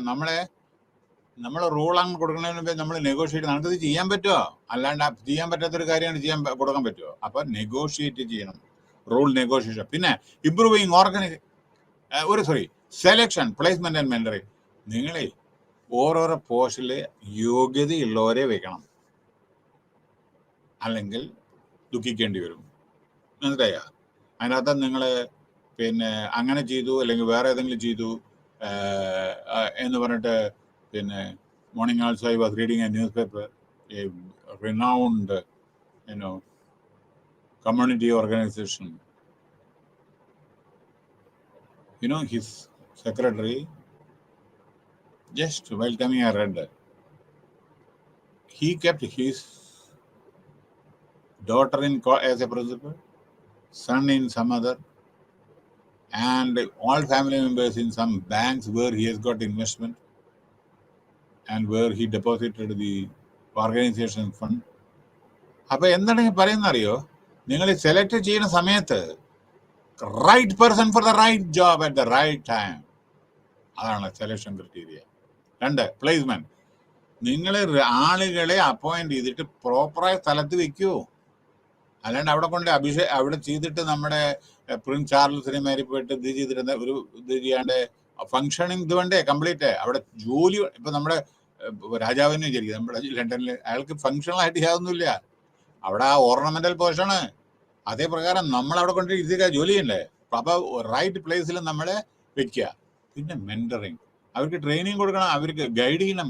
എന്താ കാരണം അറിയാം, ചിലവർക്ക് ഗൈഡൻസ് ഇല്ലാതെ പ്രവർത്തിക്കാൻ അറിയാം, ചിലവർക്ക് വിത്ത് ലിറ്റിൽ ഗൈഡൻസ്, ചിലവർക്ക് ഗൈഡൻസ് വേണ്ട, അവർക്ക് ജോലി ചെയ്യാൻ അറിയാം. മനസ്സിലായോ? അവർക്ക് ജോലി ചെയ്യാൻ അറിയാം, ഗൈഡ് ചെയ്യേണ്ട ആവശ്യമില്ല. ഒരു കമ്പനി സെക്രട്ടറി നിങ്ങൾ എന്താ പോയിട്ട് ഗൈഡ് ചെയ്യണം? ആൾറെഡി അയാൾ പക്ക ചീഫ് ലോ ഓഫീസറാണ് കമ്പനി സെക്രട്ടറി. അയാളെ പോയിട്ട് നിങ്ങൾ എന്താ പഠിപ്പിക്കുന്നത്? അയാൾക്കറിയാം അയാളുടെ ഡ്യൂട്ടി എന്താണെന്നല്ലേ. Agenda, minutes, preparation, share holders, company registration of company, register of companies, പിന്നെ dividend issue, annual general meeting അയാളോട് പറഞ്ഞു കൊടുക്കണം. അപ്പോൾ അങ്ങനെ നല്ല ആളുകളെ വെക്കുക, എന്നാൽ കമ്പനിക്ക് പ്രോഗ്രസ് ഉണ്ടാവും. പിന്നെ ഏറ്റവും പരമപ്രധാനം ഓർഗനൈസേഷൻ കമ്മ്യൂണിക്കേഷൻ. നോക്കൂ, സമയത്തിന് കുറവുണ്ടെങ്കിൽ ഞാനൊന്ന് പറയട്ടെ. എനിക്ക് ഏറ്റവും സക്സസ് ആയത് എൻ്റെ കമ്മ്യൂണിക്കേഷനാണ്. ഈവനിങ് ആകുമ്പോഴായിക്കോട്ടെ, ദ കമ്മ്യൂണിക്കേഷൻ ഷുഡ് ഫ്ലോ, അതായത് from top to bottom and bottom to top fluently. ഒരു ചെയർമാൻ ഒരു ഡിസിഷൻ എടുത്തിട്ടുണ്ടെങ്കിൽ അത് താഴെ നിങ്ങൾ ഇൻഫോം ചെയ്യണം. അതേമാതിരി താഴെ നിങ്ങൾ എന്ത് ചെയ്യണോ, നിങ്ങളുടെ ഡിഫിക്കൽട്ടി മുകളിൽ നിങ്ങൾ റിപ്പോർട്ട് ചെയ്യണം. The communication has to flow horizontal, vertical, upward, downward, horizontal. പിന്നെ അടുത്തത് ടീം ബിൽഡിംഗ്. അതാണ് ഒരു വലിയ പ്രശ്നം. കാരണം നമ്മളെ ഒന്ന് അങ്ങോട്ട് വലിച്ചാൽ ഒന്ന് ഈ കാളമാരിയാണ്. ഒരാൾ അങ്ങോട്ട് പോകും, ഒരാൾ ഇങ്ങോട്ട് പോകും, ഒരാൾ ഇങ്ങോട്ട്. ക്രിറ്റിസിസത്തിന് മിടുക്കന്മാരാണ്. പക്ഷേ IT-യിലെ ടീമായിട്ട് വർക്ക് ചെയ്യാൻ പറ്റൂ. ആ team has to produce the result. അപ്പൊ ഒരു കമ്പനിയിൽ നമ്മൾ അപ്പോയിന്റ് ചെയ്ത ഒരു ഡിപ്പാർട്ട്മെന്റ് ഒരു ടീമായിട്ട് ഫങ്ഷൻ ചെയ്യണം, എന്നാലും നിങ്ങൾക്ക് റിസൾട്ട് പ്രൊഡ്യൂസ് ചെയ്യാൻ പറ്റും. അവിടെ നിങ്ങളുടെ ഈഗോ പാടില്ല. ഈഗോ ആരാ വിലയിക്കുന്നത്? എല്ലാവരും ഒരേ ലെവലിലുള്ള ആളുകളും ക്വാളിഫൈഡ് ആളുകളല്ലേ. അവിടെ എന്താ നിങ്ങളുടെ ഈഗോ എന്താ വെക്കുന്നത്? അവിടെ ഈഗോ ഒക്കെ വീട്ടിൽ വെച്ചെടുക്കുക, ജോലി സ്ഥലത്തല്ലാതെ ഈഗോ. കാരണം എന്താ അറിയാം, നിങ്ങൾക്ക് പണം ഉണ്ടോ, പ്രതാപമുണ്ടോ, അത് വേറെ കാര്യം. പക്ഷെ എല്ലാവരും ജോലി ചെയ്യുന്നവരല്ലേ, മാനിക്കുക, എല്ലാവരും മനുഷ്യരല്ലേ. അപ്പൊ team building is very very essential, which is lacking. ഞാൻ പറയുന്നു, നമ്മളെ IT വന്നതിന്റെ ശേഷം ഏകദേശം കുറച്ച് ആളുകൾക്ക് മനസ്സിലുണ്ട്. നിങ്ങൾ ഗവൺമെന്റ് ഓഫീസിൽ പോയിക്കോളൂ, എന്ത് ടീം ബിൽഡിംഗ് ആണ് ഗവൺമെന്റ് ഓഫീസിലെ? ഒരാളുടെ ജോലി ഉണ്ട് വിചാരിക്കുക, ഒരാൾ ജോലി ചെയ്യുക, നീ നിന്റെ പണിയെ നീയാണ് നോക്കിയൊക്കെ, നമുക്ക് ശമ്പളം തരുന്നുണ്ട്, പോരാ. എന്ത് ടീം ബിൽഡിംഗ്? അതേ പ്രകാരം ഒരാള് ബ്യൂറോക്രാറ്റ് പോയിരിക്കും, മറ്റേ ആള് അയാൾ അവിടെ സീറ്റിലില്ല, അയാൾ വരുമ്പോ വരൂ. എപ്പോഴാ വരിക അതറിയില്ല, ചിലപ്പോ പോയിട്ടുണ്ടാവും, നാളെ വരൂ അറിയില്ല, നാളെ ഇപ്പൊ ശനിയാഴ്ച അല്ലേ, ഞായറാഴ്ച വരെ നോക്കണ്ട, തിങ്കളാഴ്ച വരൂ. ഇതല്ല team building. If somebody is not there, we have to take the charge and we have to help the people, അതാണ് ടീം ബിൽഡിംഗ്. നല്ല ഒരു കൊഹീസീവ് അറ്റ്മോസ്ഫിയർ. എല്ലാവരും അങ്ങോട്ടും ഇങ്ങോട്ടും പറഞ്ഞില്ലേ, വർക്കില് അങ്ങോട്ട് സപ്പോർട്ട് ചെയ്ത് ഇങ്ങോട്ട് give and take policy. Then employee assist, പിന്നെ എംപ്ലോയീസിനെ അങ്ങനെ പല വിധത്തിലും നമുക്ക് അസിസ്റ്റ് ചെയ്യേണ്ടി വരും എംപ്ലോയീസിന്, കേട്ടോ. പിന്നെ വേറൊരു കാര്യം, വെൽനസ്. അവരുടെ ആരോഗ്യം. നമ്മുടെ ഓരോരോ ഓഫീസിലും റീക്രിയേഷൻ ക്ലബ് ഉണ്ട്, സ്പോർട്സ് ഉണ്ട്, യോഗയുണ്ട്, നമ്മുടെ പല പല പല എക്സ്ട്രാ കരിക്കുലർ ആക്ടിവിറ്റീസ് ഉണ്ട്. ഇതൊക്കെ നമ്മുടെ ജനങ്ങളുടെ നന്മയ്ക്ക് വേണ്ടിയിട്ടും ഒക്കെയാണ്, കേട്ടോ. Stress audit. പിന്നെ ഒരു കാര്യം ഇവിടെ പറയാനുള്ളത്, നോക്കട്ടെ ഒന്ന്. സ്ട്രെസ് ഓരോരുത്തരുടെ നമ്മൾ ബാക്കി നിങ്ങൾ വായിച്ചാൽ മതി, കേട്ടോ. അതൊന്നും ജസ്റ്റ് പുസ്തകത്തിലുള്ളതാണ്, പക്ഷെ ഞാൻ പറയുന്നത് പുസ്തകത്തിൽ ചിലതില്ല. അതായത് നമ്മൾ സ്ട്രെസ് ശരിക്കും ഓഡിറ്റ് ചെയ്യുന്നില്ല. ഓരോരുത്തരുടെ സ്ട്രെസ് എന്താ നമ്മൾ മനസ്സിലാക്കി. ചിലർ പുറത്ത് പ്രദർശിപ്പിക്കില്ല, സമയത്തിന്റെ കുറവുണ്ട്, അതുകൊണ്ട് തെറ്റിദ്ധരിക്കരുത്. കാരണം ഒരാൾ ഇപ്പൊ ഒരു തമാശൻ്റെ ഒരു ക്ലാസ് എടുക്കാൻ വരുന്ന സമയത്ത് ഒരാൾ പറയാണ്, ക്ലാസ് എടുക്കുമ്പോൾ വേറൊരാൾ ക്ലാസ് എടുക്കുമ്പോൾ പാട്ട് പാടിയിട്ടാണ് ക്ലാസ് എടുക്കണം. എന്താ ഞാൻ ചോദിച്ചത്, എന്താ പറയുക, മ്യൂസിക് പ്രോഗ്രാമാണ്, പാട്ട് പാടി ക്ലാസ് എടുക്കണം? ഈ മാനേജ്മെന്റില് ഈ ഓഡിറ്റിൽ ഞാനെന്ത് പാട്ട് പാടുക?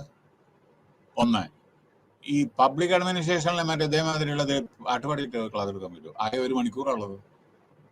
അപ്പോൾ അയാളിന്ന് പാട്ട് പാടിക്കൊണ്ടിരിക്കട്ടെ, പക്ഷെ നമ്മൾ നമ്മുടെ ഡിഫറെൻറ്റ് ടീച്ചിങ് മെത്തഡോളജിയാണ് നമുക്ക് അവര് മനസ്സിലാക്കണം. അല്ലാണ്ട് പാട്ട് പാടിയിട്ടല്ലോ ഓരോ കാര്യങ്ങൾ. പാട്ട് പാടാൻ നമ്മൾ ക്ലാസ് റൂമിൽ ഡയറക്റ്റ് ഇതൊക്കെയാണെന്നുണ്ടെങ്കിൽ സമയം കിട്ടത്തില്ല. ഇത് 1 മണിക്കൂറിനുള്ളിൽ ചിലപ്പോൾ 2 യൂണിറ്റ് ആണുള്ളത്. എന്താ പാട്ട് പാടുക? എവിടുന്ന പാട്ട് പാടുന്ന സമയം? ഇത് കവർ ചെയ്യണ്ടേ? അപ്പോൾ ഓരോരുത്തരും അപ്പോൾ സ്ട്രെസ്സ്, ചിലർ ഓഡിറ്റ്, അപ്പോൾ അത് ഓഡിറ്റ് ചെയ്യണം. ചിലർക്ക് വളരെയധികം പിന്നെ ഒരു കാര്യം ശ്രദ്ധിക്കുക, ഈ സ്ട്രെസ്സ് എന്ന് പറയുമ്പോൾ നമ്മൾ ഓഡിറ്റ് ചെയ്യണം. പലർക്കും പല പ്രശ്നങ്ങളുണ്ടായിരിക്കും. വീട്ടിൽ ചിലപ്പോൾ ഭർത്താവ് ജോലി ചെയ്യുന്നുണ്ടാവില്ല, കുട്ടികൾക്ക് അസുഖങ്ങളുണ്ടായിരിക്കും, ഫീസ് കൊടുക്കാൻ പൈസ ഉണ്ടാവില്ല, ഈ സ്ത്രീയുടെ ശമ്പളം കമ്മിയായിരിക്കും, അങ്ങനെ, അല്ലെങ്കിൽ കോൺട്രാക്ട് ബേസിസിലായിരിക്കും, നാളെ ജോബ് ഇല്ലെങ്കിൽ പോയി തീർന്നു, വീട്ടിൽ പട്ടിണി കിടക്കും. അങ്ങനെ ഓരോരോ വിധത്തിലുള്ളതുണ്ട്. അപ്പം നമ്മളൊക്കെ എന്താ ചെയ്യേണ്ടത് വെച്ചാൽ സോഷ്യലായിട്ടുള്ള ചില എന്തെല്ലാം നമുക്ക് സാധിക്കും അതെല്ലാം നമ്മൾ അവരെ മോട്ടിവേറ്റ് ചെയ്യുക, ഹെൽപ്പ് ചെയ്യുക. ഇതൊക്കെയാണ് ലോകം. കാരണം പിന്നെ ഒരു കാര്യം, ഇതൊക്കെ ബാക്കിയൊക്കെ നിങ്ങൾ വായിക്കൂ. നിങ്ങൾ ചില കാര്യം ഞാൻ പറയട്ടെ, നല്ല ജീവിതത്തിൽ പഠിക്കേണ്ടത്. If you cannot help somebody, no problem, but don't harm anybody. നിങ്ങൾക്ക് സാധിക്കില്ല ഒരാളെ ഹെൽപ്പ് ചെയ്യാൻ പറ്റും, ഹെൽപ്പ് ചെയ്യണമെന്ന് ആഗ്രഹമുണ്ട്, സാധിക്കില്ല വിചാരിക്കും, എന്ത് ചെയ്യാം? സാധിക്കാൻ പൈസ ഇല്ല നിങ്ങളുടെ കയ്യിൽ, വേണ്ട, പക്ഷേ ഉപദ്രവിക്കരുത്. ഇത് ഒന്ന്. രണ്ടാമത്തെ കാര്യം ഞാൻ പറയുന്നത്, don't hate anybody. Underline this words. ഒരാളെയും വെറുക്കരുത്. ജീവിതത്തിൽ നമ്മൾ ആരെയും വെറുക്കരുത്. എന്താ കാരണം അറിയാം? നിങ്ങൾ ഈ വെറുക്കുന്ന ആളുകളായിരിക്കും ചില സമയത്ത് നിങ്ങളെ ഹെൽപ്പ് ചെയ്യുക when you are in need. എനിക്ക് പറ്റിയിട്ടുണ്ട്.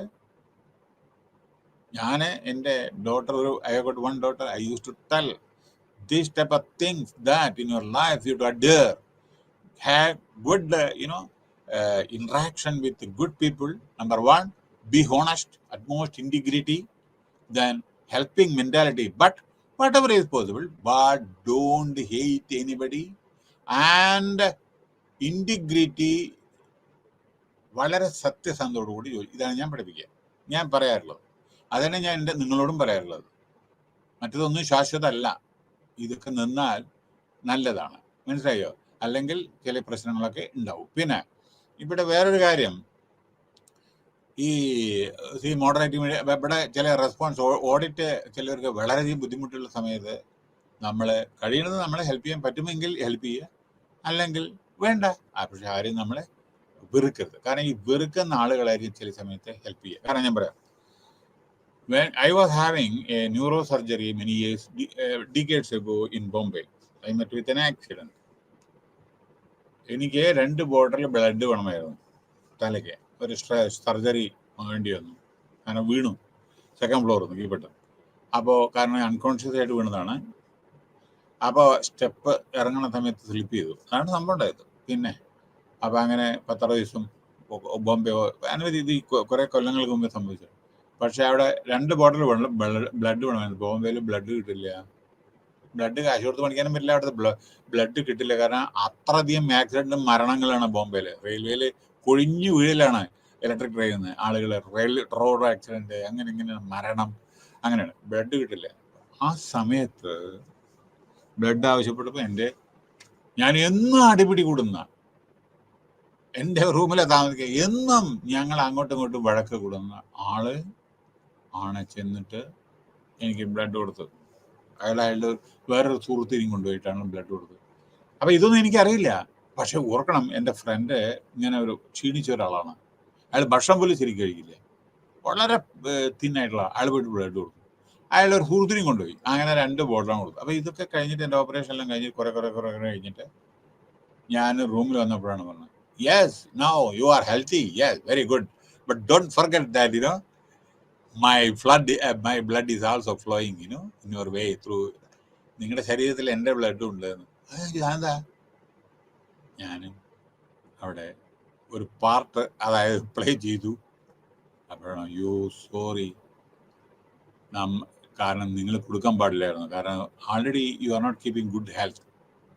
പക്ഷെ നിങ്ങൾ കൊടുത്ത് എനിക്ക് എന്നെന്നും കടപ്പാടുണ്ട് ജീവിതത്തിൽ എന്ന് ഞാൻ മറക്കില്ല എന്ന് ഞങ്ങൾ അടിപിടി കൂടിയാണ്. ഓർക്കണം കേട്ടോ. അപ്പം ഇതാണ് എങ്ങനെ ജീവിതത്തിൽ പലതും സംഭവിച്ചിട്ടുണ്ട് എനിക്ക്.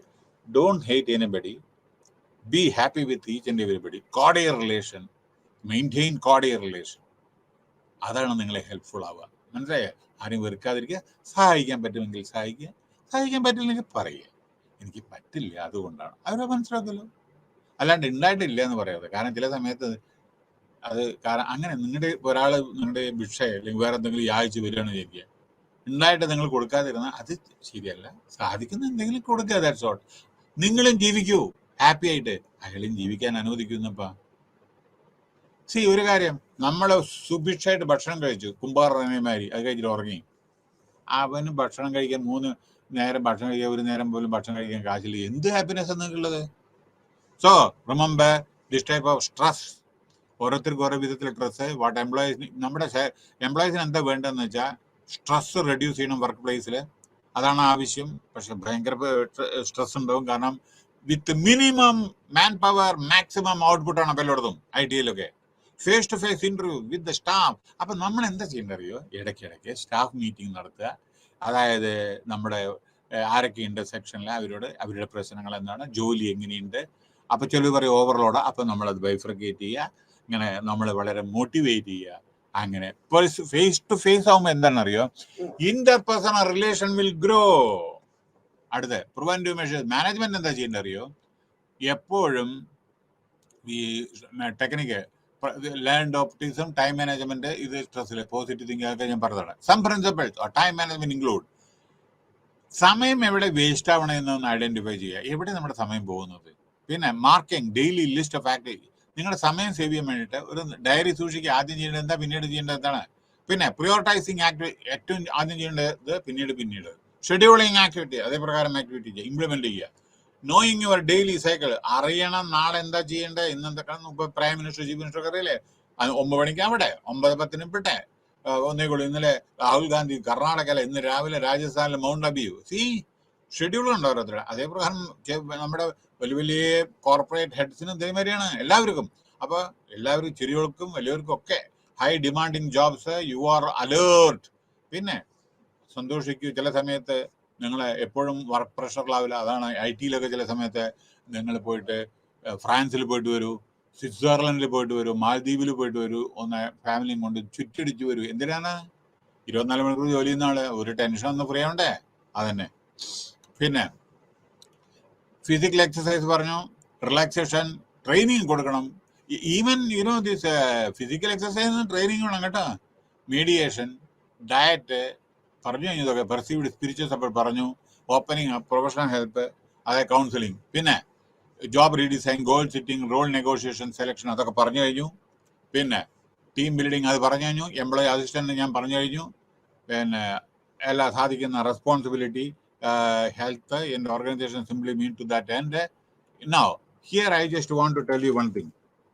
Now, staff ability effective manage stress. ഇത് ഒരു മിനിറ്റ്, ഇത് കഴിഞ്ഞിട്ട് ദി പ്രിവെന്റീവ് സ്ട്രെസ്സിൽ ഒന്ന് പോസിറ്റീവ് തിങ്കിങ് പറഞ്ഞു കഴിഞ്ഞു, ലേൺഡ് ഓപ്റ്റിമിസം, ടൈം മാനേജ്മെന്റ് പറഞ്ഞു, ലീഷർ ടൈം ഞാൻ പറഞ്ഞു, എക്സസൈസ്, റിലാക്സേഷൻ, ഡയറ്റ്, സ്പിരിച്വൽ പറഞ്ഞു, opening up and professional help. പിന്നെ ബിഹേവിയറൽ ക്വാളിറ്റി. നിങ്ങളുടെ സ്ട്രെസ് ഉണ്ടാവും, നിങ്ങളുടെ ബിഹേവിയർ മാറും. ചിലപ്പോൾ സ്ട്രെസ് ആകുമ്പോൾ you will be very very tired, അല്ലേ? You will be angry, you will become mad sometime because of stress, overburden. You will blast like anything. ചിലപ്പോൾ പൊട്ടിത്തെറിക്കും. അങ്ങനെയൊക്കെ സംഭവമുണ്ട്. അങ്ങനെയൊക്കെ നമ്മൾ ഓഫീസിലും കണ്ടിട്ടുണ്ട്. കാരണം ചില സമയത്ത് ബോസും അതേ ടെൻഷൻ കൊണ്ട് പല കാര്യങ്ങൾ, അവർക്കും അതെങ്ങനെ ദേഷ്യപ്പെട്ട കാര്യങ്ങൾ, ചിലപ്പോൾ നമ്മൾ തെറ്റായ കാര്യങ്ങൾ ചെയ്തിട്ടുണ്ടോ, ചിലപ്പോൾ വേറെ എന്തെങ്കിലും ടാസ്ക് പ്രോപ്പറായിട്ട് ചെയ്തിട്ടുണ്ടാവില്ല. ഇങ്ങനെയൊക്കെയുള്ള സംഭവിക്കും കേട്ടോ. പിന്നെ വേറൊന്ന്, കോപ്പിംഗ് ഓൾ വിത്ത് എല്ലാ കാര്യങ്ങളും നമ്മൾ സ്ട്രെസ്. പിന്നെ resilient and individual were less likely to express experience depression. അതായത് നോക്കൂ, September 11 world trade centre America 2001, നിങ്ങൾക്കറിയില്ല, 2 ബിൽഡിംഗ് തകർന്നത്. അത് കഴിഞ്ഞ് എത്ര ആൾ മരിച്ചു, എത്ര ഫാമിലി പോയി. അപ്പൊ എങ്ങനെ ടെൻഷൻ ഉണ്ടായി അവിടെ, എത്ര സ്ട്രെസ് അതൊക്കെ മാനേജ് ചെയ്തില്ല അമേരിക്കയിൽ. അമേരിക്കയിലെ മരിച്ചത് കുറെ മറ്റുള്ളവരുണ്ട്. പക്ഷെ അതൊക്കെ നമ്മളെ എന്താ പറയണ്ടേ, പുഴയിൽ നമ്മുടെ വെള്ളം വരുന്ന വഴി ഇതൊക്കെ ഒഴുകും, വരും, സംഭവിക്കും. അങ്ങനെ ലാൻഡ് സ്ലൈഡിങ്ങും നാച്ചുറൽ കലാമിറ്റിയും ഒക്കെ വരും. നമ്മുടെ ജീവിതത്തിന്റെ പാർട്ടാണ്. നമ്മുടെ ജീവിതം തന്നെ ഒരു ക്വസ്റ്റ്യൻ മാർക്കാണ്. മനസ്സിലായില്ലേ? അപ്പൊ അതുകൊണ്ട് ചിലപ്പോ ഇതൊക്കെ സംഭവിക്കും. പിന്നെ ഇനി ടൈം മാനേജ്മെന്റ്, ഒരു മിനിറ്റ്. അവിടെ US മാത്രമല്ല, എല്ലായിടത്തും ഉണ്ടല്ലോ. ഇപ്പൊ യുക്രൈനിൽ എന്താ സംഭവിക്കുന്നത്? അവര് മേപ്പെട്ട് പോകണില്ലേ പരിപാടി. പിന്നെ നോക്കൂ, വേറൊരു കാര്യം, എങ്ങനെ ടൈം മാനേജ് ചെയ്യുക. അപ്പം നമ്മുടെ ടൈം എവിടെയൊക്കെ എടുക്കുന്നത്, ഡെയിലി ലിസ്റ്റ് ഞാൻ പറഞ്ഞു, നോയിങ് യുവർ ഡെയിലി സൈക്കിൾ, എന്താണ് നിങ്ങൾക്ക് ഡെയിലി ചെയ്യേണ്ടതെന്ന് അറിയണം. ഡൂയിങ് ഹൈ ഡിമാൻഡിങ് ജോബ്, ചില സമയത്ത് ചില ഡിമാൻഡിങ് ജോബ്സ് ഉണ്ടാവും. യു ആർ അലേർട്ട്, ചില സമയത്ത് നിങ്ങൾ അലേർട്ടായിരിക്കണം. ചില സമയത്ത് നമുക്ക് ഈ ട്രാഫിക് കൺട്രോൾ, എയർ ട്രാഫിക് കൺട്രോളിൽ നിങ്ങൾ ഇരിക്കുന്ന സമയത്ത് നിങ്ങൾ അലേർട്ടല്ല, നിങ്ങൾ ഉറങ്ങി നോക്കിയിരുന്ന പ്ലെയിന് ലാൻഡ് ചെയ്യേണ്ട ടൈമാണ്. പട്ടാളം, ചില ജോബൊക്കെ വലിയ അലേർട്ട്, സെക്യൂരിറ്റി കമ്പനിയിൽ വാച്ച് ടവർ ഇതൊക്കെ ഉണ്ടാവും. അവിടെ അലേർട്ടായിരിക്കണം, അല്ലെങ്കിൽ കള്ളന്മാർ വരില്ലേ അതിൻ്റെ ഉള്ളിൽ. ഓക്കെ, അപ്പൊ knowing your daily work, doing hide, അപ്പൊ അതായി. പിന്നെ വേറൊന്ന്, സ്ട്രെസ് റിഡക്ഷൻ പറഞ്ഞു, ലീഷർ ടൈം പറഞ്ഞു. ചില സമയത്ത് ചിലരുണ്ട് ഗാർഡനിങ്, കുക്കിങ്, പെയിന്റിങ് ഇതൊക്കെ ചെയ്യുന്നുണ്ട് ചില സമയത്ത്, ഫ്രീ ആയിരിക്കുന്ന സമയത്ത്. അതായത് just away from the work, you know, നമ്മളെ വീട്ടില് കുട്ടികളോടൊപ്പം കളിക്കുക.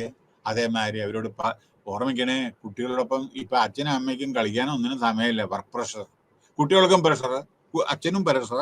അച്ഛൻ ഇങ്ങോട്ട് വരുമ്പോൾ അമ്മ അങ്ങോട്ട് പോകണം. കാരണം എന്താ വെച്ചാൽ അമ്മ IT-യിലായിരിക്കും, അമ്മയുടെ ജോബ് കഴിഞ്ഞ് വരുമ്പോൾ അച്ഛൻ ജോലിക്ക് പോകണം, കുട്ടി വേറൊരു വിധത്തിൽ ക്രച്ചിലോ മറ്റേ വേറെ എവിടെയെങ്കിലും ആയിരിക്കും. ഇങ്ങനെയുള്ള ജീവിത രീതിയാണ്, സ്റ്റൈലിയാണ് നമുക്കിപ്പോൾ ഫേസ് ചെയ്യേണ്ടി വരുന്നത്. അപ്പൊ സ്ട്രെസ് 3 പേർക്കും ഉണ്ടാവും, കുട്ടികൾക്ക് ഉണ്ടാവും, ഭാര്യയ്ക്ക് ഉണ്ടാവും, ഭർത്താവിനുണ്ടാവും, എല്ലാം ഉണ്ട്. ഓക്കെ, ഫിറ്റ്നസ് എപ്പോഴും നമ്മുടെ സ്ട്രെസ്സിനെ ഡിക്രീസ് ചെയ്യും. കാരണം നമ്മൾ കുറെ എക്സസൈസ് ചെയ്യുമ്പോൾ നമ്മുടെ കുറെ ടെൻഷൻ അങ്ങോട്ട് പോവും. ഓക്കെ, പിന്നെ റിലാക്സ്. അപ്പൊ ചില സമയത്ത് നമ്മുടെ മസിൽ ഇതൊക്കെ ഉണ്ടല്ലോ, ഈ സ്ട്രെസ്സിലാണ് അതൊക്കെ നമുക്ക് ഇത് വരും. പിന്നെ വേറൊന്ന് മീഡിയേഷൻ ഞാൻ പറയാം. പിന്നെ വേറൊന്ന്, യോഗ ചെയ്യുമ്പോൾ 5 മന്ത്ര 5 ക്ലസ്റ്റേഴ്സ്, അതായത് മീഡിയേഷനിൽ. ഒന്ന് മന്ത്ര മെഡിറ്റേഷൻ, മന്ത്ര മെഡിറ്റേഷൻ, മൈൻഡ്ഫുൾ മെഡിറ്റേഷൻ, യോഗ, തായ് ചി ചൈനീസിന്റെ ഒരു ഇതാണിത്, ക്യൂകോങ് അതും ചൈനീസിന്റെ ആണ്. പിന്നെ അടുത്തത് ഡയറ്റ്, ഭക്ഷണ രീതി. പിന്നെ വേറെ സ്പിരിച്വൽ സപ്പോർട്ട് ഞാൻ പറഞ്ഞു കഴിഞ്ഞു. പിന്നെ ചിലവരുണ്ട് ദൈവത്തില് അർപ്പിച്ചെടുക്കുക, അതിൽ ശാന്തി കിട്ടുന്ന ദൈവത്തിന്. നമ്മൾ ഒരു അമ്പലത്തിൽ പോയിട്ടും പള്ളിയിൽ പോയിട്ടും, ഇപ്പൊ നമ്മള് ഇവിടെ സൗദി അറേബ്യയില് പോകുന്നുണ്ട്, മക്ക, നമ്മുടെ ക്രിസ്ത്യൻ പള്ളികള്, ഹിന്ദു ടെമ്പിള്, പല ടെമ്പിൾ പോയി അവിടെ പോയി നമുക്ക് മോക്ഷം കിട്ടും, അല്ലെങ്കിൽ നല്ലതായിരിക്കും എന്ന് പറഞ്ഞു ദൈവത്തിന് വിട്ടുകൊടുക്കുന്നു ചില കാര്യങ്ങൾ. അതുകൊണ്ടല്ലോ, അപ്പൊ എക്സ്പീരിയൻസ് ഓഫ് ഗോഡ്സ് പിന്നെ പ്രസൻസ്, കോൺട്രി ആൻഡ് അവൈലബിലിറ്റി.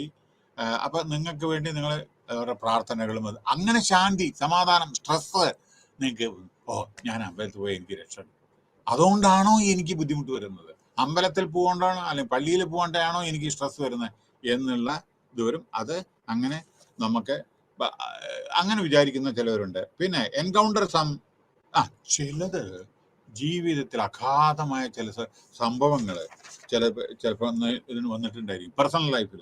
അതായത് ചില സംഭവങ്ങൾ ട്രാജിക് ആയിട്ട് വന്നിട്ടുണ്ടാവും, അത് ഓർമ്മിക്കുക.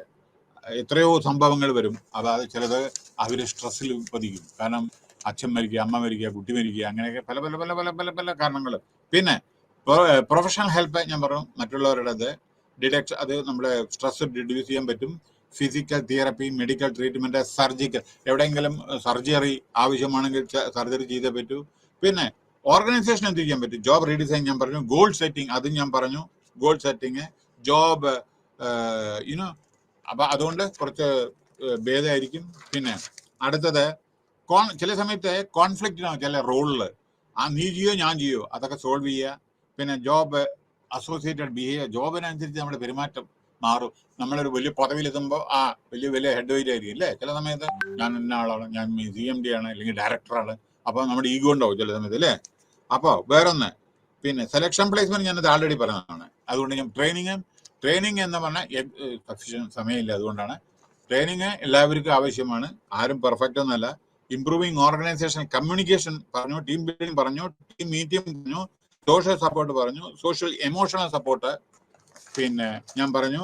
പിന്നെ ഇത്തരത്തിലുള്ള ഓരോ കാര്യങ്ങളാണ്. ഇനി effective stress management has become a crucial part of achieving success in our work life. In this unit we have explained the nature and importance of stress management. അതിനെ പറ്റിയാണ് നമ്മൾ പറഞ്ഞത്. ഇവിടെ ഞാൻ കൺക്ലൂഷൻ ഒരു കാര്യം പറയട്ടെ. Planned change, intervention in the organisation, time, energy, financial and technical resources, commitment. ഏറ്റവും പ്രധാനപ്പെട്ട ഒരു ഘടകം ടോപ്പ് ലെവലിൽ നിന്നുള്ള സപ്പോർട്ട് നിങ്ങൾക്ക് വേണം. എന്നാലേ നിങ്ങൾക്ക് ജോലി ഓഫീസിൽ ചെയ്യാൻ പറ്റൂ.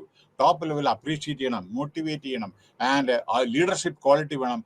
Top level support is very, very essential for getting promotion, for getting increment, and getting work satisfaction for your career building activity. Thank you very much and see you tomorrow.